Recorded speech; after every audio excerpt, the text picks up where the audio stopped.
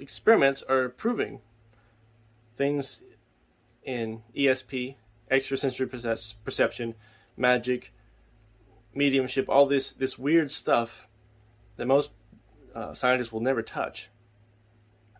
So he's proving that magic is real, and the biggest part of what he's proving is that, well, he's taking on old experiments, and I can go in deep, but old experiments show that when you're not looking at something, it exists in a state of probability waves, kind of like light might exist they say it's a wave, right?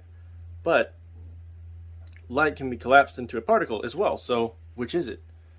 It's not just light. It's everything. Everything exists in a state of probability when you're not looking at it. That doesn't mean that it's not there completely. I mean, it's just, but is it? Is it there? But because things only exist in a solidified state when you're looking at it, that means reality exists as a function of the observer.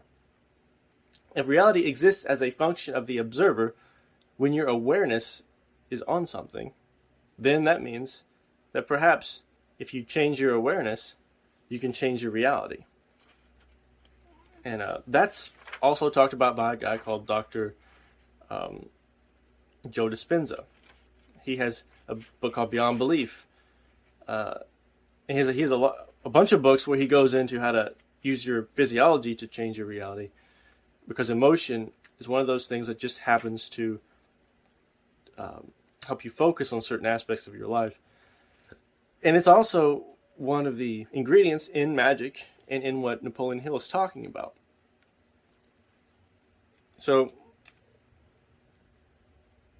he believed, this is talking about Mr. Carnegie, he believed the formula should be taught in all public schools and colleges, and expressed the opinion that if it were properly taught, it would so revolutionize the entire educational system that the time spent in school would be reduced to less than half. Yeah.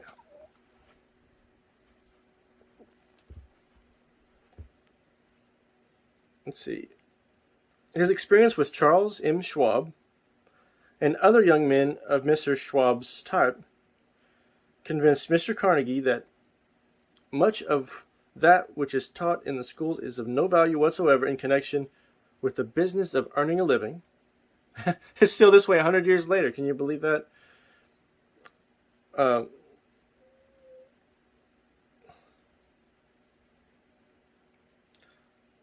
accumulating riches. He had arrived at this decision because he had taken into his business one young man after another, many of them with but little schooling, and by coaching them in the use of this formula, developed in them rare leadership. Moreover, his coaching made fortunes for every one of them who followed his instructions.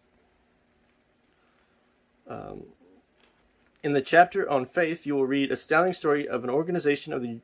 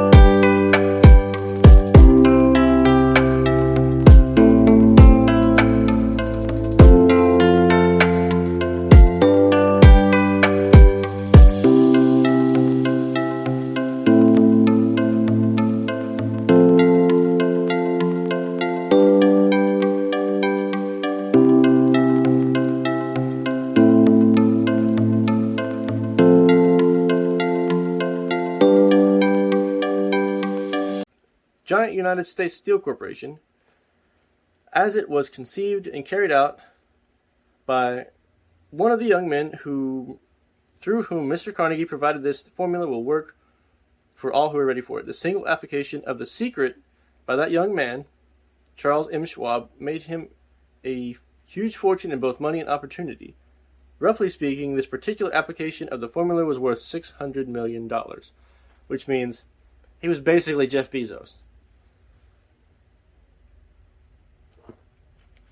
These facts, and they are facts, well known to almost everyone who knew Mr. Carnegie, give you a fair idea of what the reading of this book may bring to you, provided that you know what it is that you want.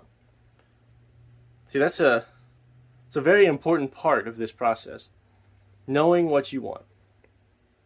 I had this struggle myself. If you don't know what you want, the universe is going to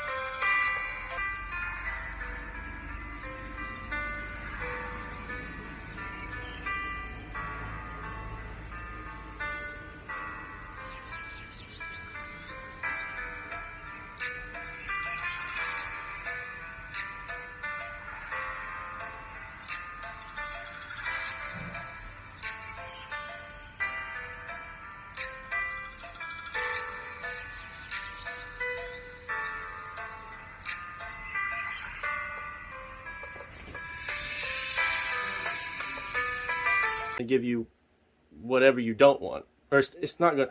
The universe is not going to know what to give you, so it's just going to kind of be a little bit more random. Or if you don't know what you want, oftentimes your psychology is dominated by negative things because you're uncertain. You don't know what you want. I know what I want, but I didn't know that when I started this journey. So I would get random things because there wasn't one strong thread